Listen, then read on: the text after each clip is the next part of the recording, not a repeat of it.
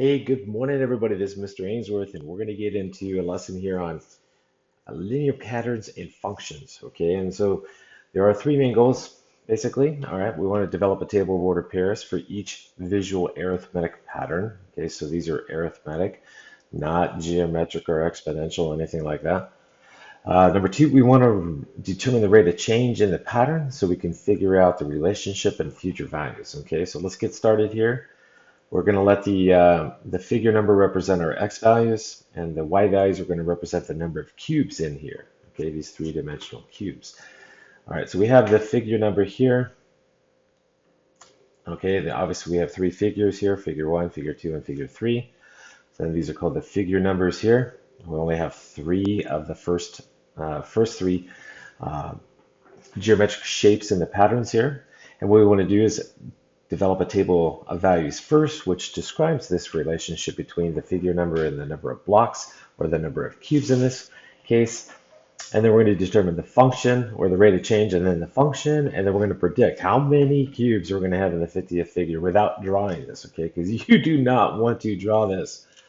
Okay, so we have three figures. So how many cubes in the first figure? Well, that's obviously 1. Okay, so you have 1 here. And then here on the second one here, you've got 1, 2, 3. You got 4 on the back plus the 1 on the bottom there is just hidden. Okay, and then you have the sixth one here, so you have 6. So we have 1 cube here, 1 cube, and then we have 6 cubes here in the next one here, and then we're going to build onto it, and then we're adding 5 additional cubes. We're adding this one here, this one here, this one here, this one here in the back, and also the one on the top here. So we're going to add 5 to that. And we initially start off with 6 in figure 2, and then we add 1 to each, basically to each extension. All right, and we're going to have a total of 11 cubes here in the third figure. So if we build a table here for figure 1, we have 1 cube. For figure 2, we have 6 cubes. And then for figure 3, we have 11 cubes. Okay. So what's the rate of change in the situation? And then what is the function that describes this pattern of blocks, or cubes in this case? And then how do we figure out the number of cubes here in the 50th figure without drawing? Okay, because you don't want to draw this. Okay, so let's figure out the rate of change in the situation here. So what's delta x? Well, from 1 to 2 is obviously plus 1. From 2 to 3, that's obviously plus 1. And so delta x is constant. So the rate of change in x here, or the rate of change in the figure number, is obviously 1. How about the rate of change in the number of cubes? Like, what are we adding each time? So from 1 to 6 is 5 additional cubes. From 6 to 11 is additional 5.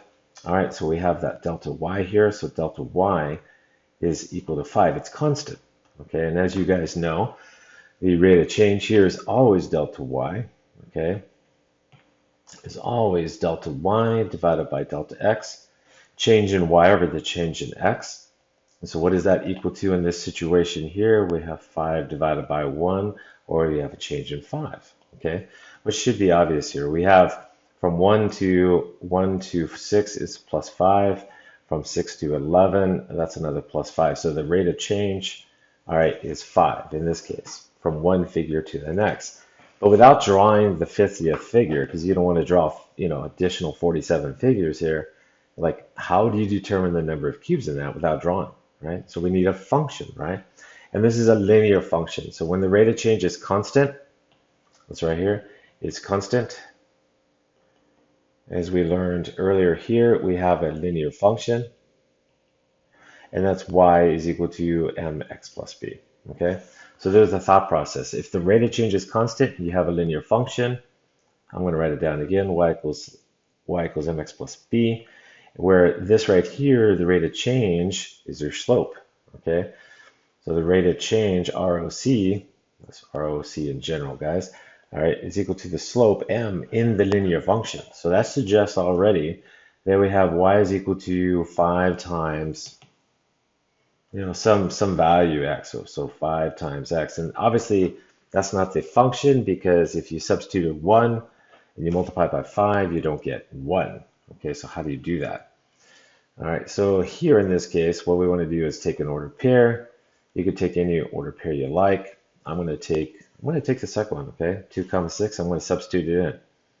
All right, so take this one here. You can take any point you like. I'm going to take this one here, and you're going to substitute, all right, x in, x equals 2, and see if you can get 6. And so what do? So here we have, we have 5, all right, times our x value, 2, right, which is 10, right? But we want 6. So what do you do to 10 to get to 6, right? Because y is equal to 6 here. So 10, 10, well, you got to subtract here. 10 minus what, right, will give you 6. Well, 10 minus 4 will give you 6. So that suggests that the function looks like 5x, y is equal to 5x minus 4. And then what you want to do is check that. All right, so what you do is you pick another one. So let's take a look at this one here, 3 comma 11, and let's substitute that in. Okay, so if x is equal to 3, let's just do the arithmetic here. So substitute 3 in here. So we have y is equal to 5 times 3, right, minus 4. What does that give us? 15 minus 4. Well, guess what? That is equal to 11, and that's what we want. The third figure has 11 cubes in it. All right, so I'm going to give yourself a happy face here. That looks good. This is working. So we know our function here. So let's highlight our function. Our function looks like y equals 5x minus 4.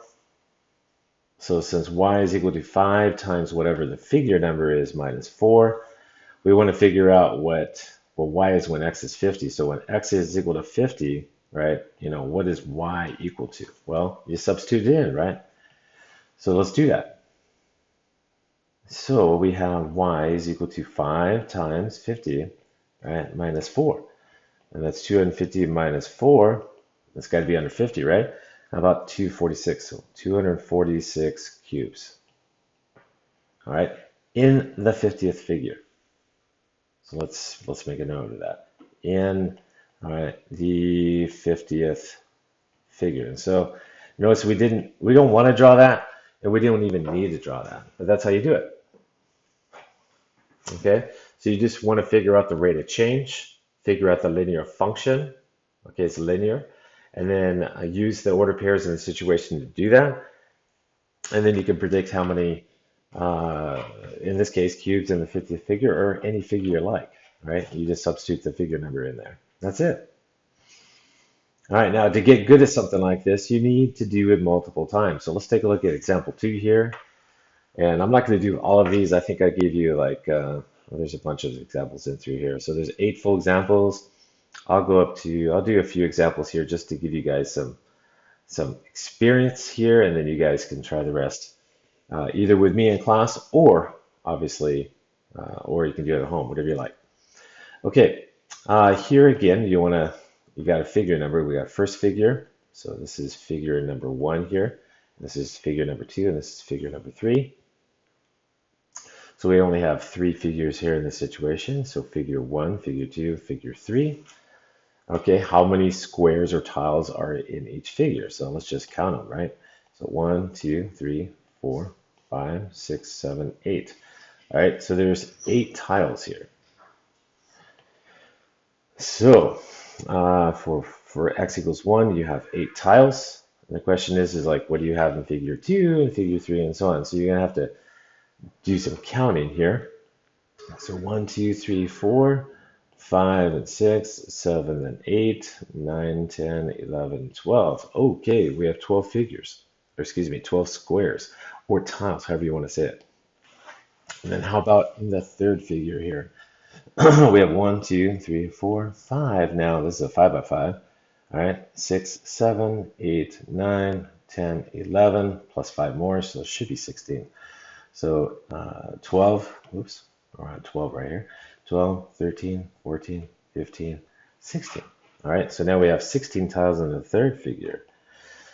All right, so what is the rate of change? What's the function? And then what's the number of tiles? Okay, look at this in the 40th figure. Like if x is 40 right here, what is y? Okay, that's our goal. And of course, you don't want to draw 40 figures, right? That's just, it's not necessary and it's too time consuming. So you want to use your skills. All right, so what is the relationship or the rate of change in this situation? So obviously here, We're adding 1. From 1 to 2 is 1. From 2 to 3 is a change in 1. So we know delta x is 1 here in terms of the figure number. Delta y here from 8 to 12 is a increase by 4. From 12 to 16 is an increase by 4. All right, so delta y is constant. It's equal to 4, and it's constant, which means we have a linear function here. So again, delta y divided by delta x is always the rate of change, ROC for rate of change. All right, and if you take a look at this, we have 4 divided by 1 or 4. So that suggests for a linear function here, which is in slope-intercept form, it's y equals mx plus b. There are other forms like points-up form, but we're using slope-intercept form here in our discussion. It's called slope-intercept form, which you guys are familiar with, and where the rate of change in the situation is 4. So we start off with y is equal to 4x. But is it 4x plus what, right? You either add or subtract something. You got to find that y-intercept, that b value. Well, if you just take your first order pair, and again, it doesn't matter which order pair you take, but if you take your first order pair and you substitute it in, okay, I'm talking about this one here, and you substitute it in, what do you get? So y is 8 and x is 1. So if we take y is equal to 4 times 1, right? And then what do you add to it to get to 8, right? When x is 1, we start off with 8, okay? So 4 times 1 is 4. 4 plus what equals 8? Well, if you add 4, that gives you 8, right? Okay, so that suggests that the function equals y equals 4x plus 4. Now, before you go any further, you need to check it, all right? So what you do is you take another order pair, like the next point, for example. Okay, so if you substitute in 2, you should get 12. Okay, so let's do that. So what's 4 times 2, all right, plus 4? Well, 4 times 2 is 8, and 8 plus 4 is 12. Okay, so it's working out, it's checking out. So it suggests now that we are golden here. So we have our function. So y is equal to 4 times whatever x is, plus 4 more. Okay, so remember, x is your figure number. Okay, look up there in the title of in your table there. Okay, so then what do we have? So we want to figure out how many tiles we have in the 40th figure. So y is equal to 4 times the figure number here, all right, plus 4 more. So we get 160 here plus 4. And so what is y equal to? Well, it looks like 164. Because 160 plus 4 is 164. So 164 tiles, okay, in the 40th figure. There we go. And that's how the game is played. You want to set up a table of values, okay, figure out the rate of change, step 2. Step 3, find your function, like I've talked about in the previous lesson. And then step 4, you want to evaluate the function, all right, evaluate the function at whatever the figure number is. All right, and that's how the game is played. I'll do a few more here, and then you guys are going to be working on the rest on your own. All right, or with me in class, all right, depending on whether you're with me or not. All right, now number 3 here, given the visual pattern of tennis balls in this case, we want to figure out how many tennis balls in the 35th figure without drawing, okay? So once again, we have figure here. So figure obviously 1 here, and then we have figure 2 here, then we have figure 3 here. So we have 3 figures here. And what's going on? Well, if you count, we have 3 balls here, just 1, 2, 3, and then we have 1, 2, 3, 4, 5. So 1, 2, 3, and here 1, 2, 3, 4, 5.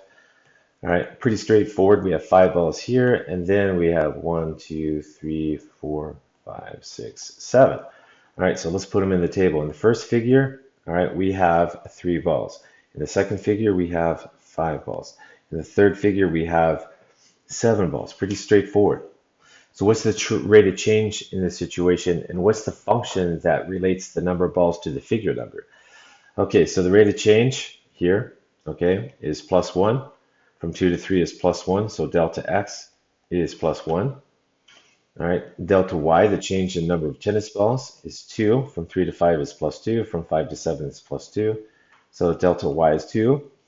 And again, the rate of change, ROC for short, is delta y divided by delta x.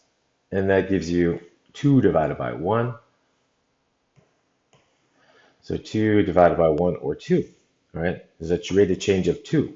So we're taking this and we're adding 2 balls here to get to the second figure, and then we're going to add 2 more. Each figure we're adding 2 more, but how many tennis balls in the 35th figure, right?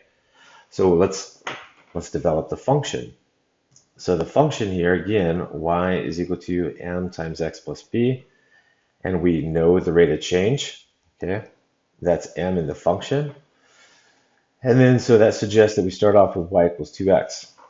Okay, but that doesn't really work, because if you substitute a 1, again, I always use the first order pair here. If you substitute in 1, you don't get 3, because 2 times 1 is not 3. So what you want to do is you want to step it out. So 2x plus what, So if you substitute 1 in, all right, 2 times 1 plus what number, all right, gives you 3. 3. Well, it's got to be 1, right? So that suggests, okay, that our function looks like y equals 2x plus 1. But let's go ahead and let's double check. Let's take the third order pair. Let's substitute in 3, see if we get 7. All right, so we take 2 times 3 and add 1. 2 times 3 is 6, plus 1 is 7. Ah, checks out. All right, that's a good thing. All right, you check by substitution. All right, so you check by substitution. Okay, so that's just a really, really important skill. That's what I've been illustrating in the previous few lessons here. And then, of course, you got to find out how many tennis balls are in the 35th figure. So when x is 35, what's y? Question mark. What's y equal to? Well, let's substitute our function in. So our function here is y equals 2 times x plus 1. And so what's that equal to when x is 35? So y is equal to 2 times 35, all right, plus 1. Well, 2 times 35 is 70, plus 1 is 71. So there's 71 tennis balls, all right, in the 35th figure, okay?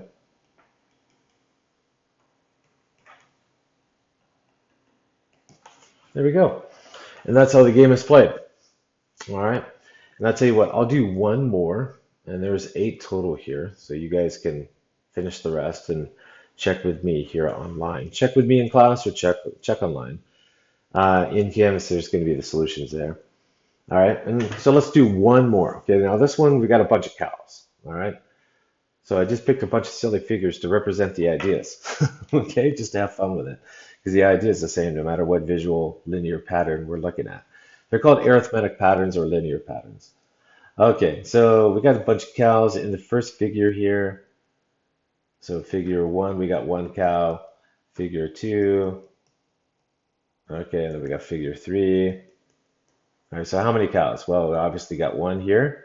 And we've got 1, 2, 3, 4 here. And we've got 1, 2, 3, 4, 5, 6, 7 here.